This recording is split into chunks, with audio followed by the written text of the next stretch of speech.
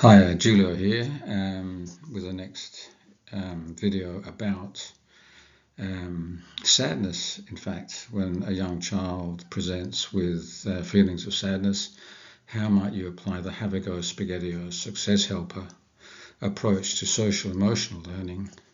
How can we use that to help the young person?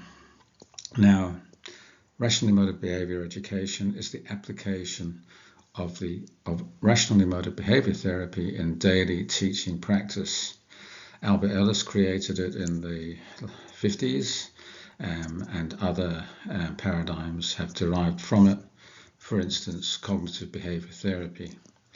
So what we want to do is introduce our young learners to the idea that when something happens, how we feel about what happens is not just a result of what's happening or the event, but it is also related to how we perceive or interpret or think about what happens. So the goal is to implement a process of learning, of enlightenment or insight for young learners based on a counselling paradigm. So within that, we have the capacity to help children learn how to manage how they feel, how they act, and also to develop constructive, rational, or success helper ways of thinking. Now, in this instance, we have a young person who has been outside during recess, and her peers, or a peer, or their peer, not her or him, their peers have said that they can't join in, or they don't want them to join in. So this is an activating event. This is something that's becomes a trauma momentarily for this person. And as this person is dwelling on what happened at recess and goes back into the classroom, the teacher decides that it might be a good idea for the child to go and chat to the counsellor. Now, the good thing about this situation is that the counsellor will be using language and ideas, concepts introduced in the classroom across the school, hopefully, with which we can explore what happened and hopefully have an outcome where the child can work on how they feel, moderate how they feel, modify their thinking, their interpretation of the event. Right, so the child has been referred to the counsellor and myself. In my experience, they are tearful, angry, sad, and in the classroom defiant in the sense that they don't want to engage because they still are ruminating or thinking about what happened at recess. And of course, as the classroom setup includes the emotional thermometer, we can use that in the counselling session to ascertain how the child might be still feeling or felt at the time. Now, this is used in conjunction with the catastrophe scale, which isn't here at the present time. I haven't got that up as a graphic, but the catastrophe scale is basically looking at how bad a situation is compared to other possible happenings. Because when we catastrophize, we're telling ourselves, we're thinking, brain bully is telling us that something is worse than it actually is. So in this case, the child has articulated their feeling of upset, sadness, maybe anger about what's happened, and so that's going to be useful in what proceeds in terms of the counselling process. So that's the emotional thermometer. It helps us establish how the child is feeling or felt and at the time, and presumably still feels.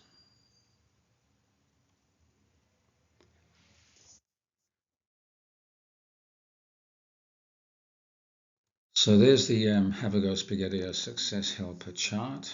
That's is in the classrooms. The children are all acquainted with the 6 Success Helper capabilities that we want them to develop, and each of those colour-coded capabilities.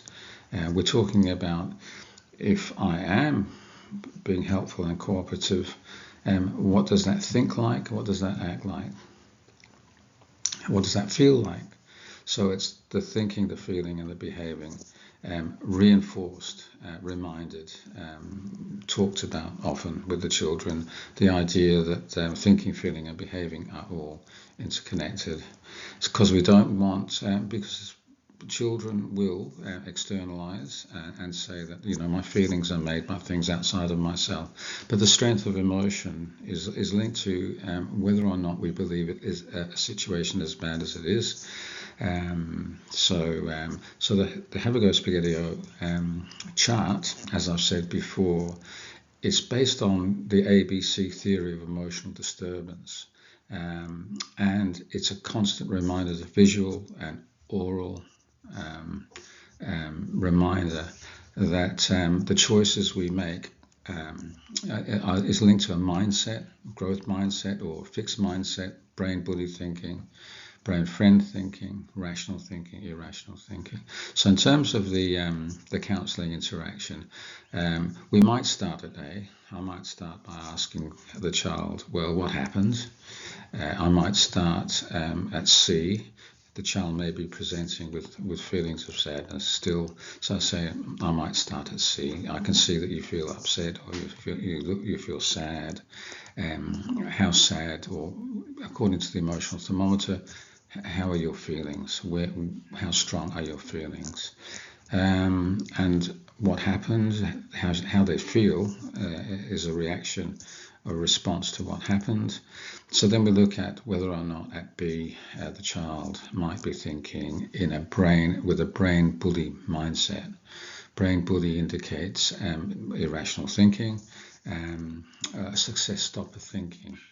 So if the child believes that the apparent refusal of others to join in is somehow an assessment of their worth, we're looking at I'm worthwhile crocodile type thinking, or the success stopper thinking for that. I'm not okay because they won't include me. We might be looking at purple success helper in terms of it's not fair. Why did this happen?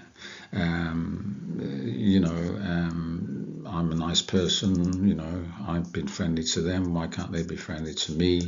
That kind of thing. So we have an escalation of emotional discomfort.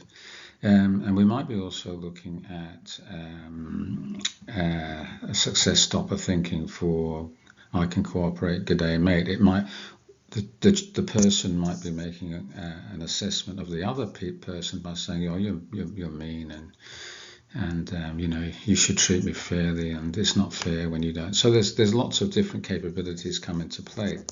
None of these capabilities present in a discrete way. They're all kind of interconnected, and that's the skill of the teacher. As the more that they use this approach, the more acquainted they are with it, the more comfortable they become, and they feel more at ease with delivering and teaching this to their students. So the ABC theory of emotional disturbance is what happened. They didn't let you play. How'd you feel? I felt really sad. I felt angry. What were you thinking? They should let me play. It's not fair that they don't let me play. They're mean that they don't let me play. And maybe no one likes me. There's a lot happening in that child's mind. So the one thing I would suggest to the child is, and focus on, is brain friend thinking or success helper thinking for I'm worthwhile crocodile. I would talk to the child about brain bully says that because sometimes when people don't treat us as we would like to be treated, that somehow that takes away our worth. But it's important to remember that we're worthwhile crocodile, even when someone seems to reject us. They can reject us, but that doesn't make them a reject. Now, whether or not the child can internalize that or understand that at this age, probably not. but it's useful to them to remind them. And I would give them a personal a goal to work on. I would ask them to say, look, remind yourself every day, I'm worthwhile crocodile. Even if other people say you can't play with me, I'm still worthwhile crocodile. And also you would present evidence to the child that even though they may think that no one likes them, or somehow that takes away their worth, this perceived rejection, that they do have other friends, and we would establish that. So they are likable. They are okay.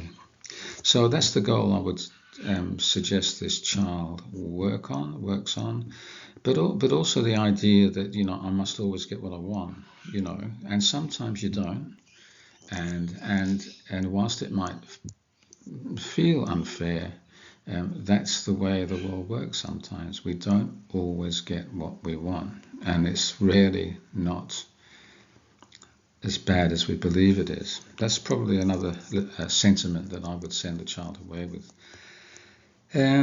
There's various songs and poems and stuff and there's probably one I would provide or suggest to the child to reflect on. But anyway, essentially, the idea is that when a child presents with sadness, now this is a child who generally is okay. This is an incidence of sadness.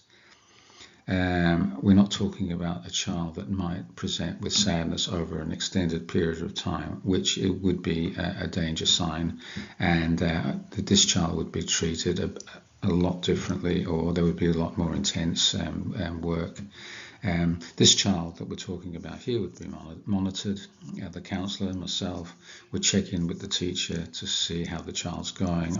I would check in with the child, and I would ask the child how they're going with their goals, what it is we've talked about that will help them. So presumably with this child generally is an okay disposition.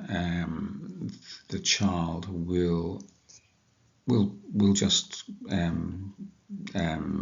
progress and go along as they usually do. So we're not talking about a child who presents with sadness over a period of time that is severely affecting how they engage with their learning and their relationships with others. We might look at that. Well, we will look at that in another presentation. So hopefully that gives you an idea of how the ABC theory of emotional disturbance underpins the Have a Go Spaghettio Success Helper chart, and how if a whole school is teaching to that theory, that philosophy, when the child presents to the counsellor, we've got something to work at. We've got a common language, we've got a common conceptual understanding, knowledge base with which to work. And interestingly enough, many parents have communicated that when children go to agencies beyond the school, the counsellors or psychologists use cognitive behaviour therapy to support their children. Well, this is cognitive behaviour therapy taught in the classroom through the Have a Go Spaghettio Success Helper chart. Specifically, it's Rational Emotive Behaviour Therapy, which is my specialism, and as I understand it, cognitive behaviour therapy is heavily influenced by the work of Ellis, and he's considered the grandfather of cognitive behaviour therapy. So I'll leave you with a quote from Ellis. We can't control events and other people, but we can control our reactions to them. And with this child that we've just talked about, hopefully they will learn to moderate how they feel when they are presented with situations of disappointment, that as bad as it might be, it's not the worst thing that can happen, and that it's not an assessment. Other people's rejection doesn't make them a reject, and this is the message that we convey to children, hopefully day in, day out, that you are not what other people think about you. You are not how well or badly you do at a task. You're always worthwhile crocodile. So I'll leave you with that sentiment, And that QR code takes you to something that I wrote about. I'm worthwhile, crocodile thinking, feeling and behaving. Until next time, thanks for listening and all the best. Goodbye.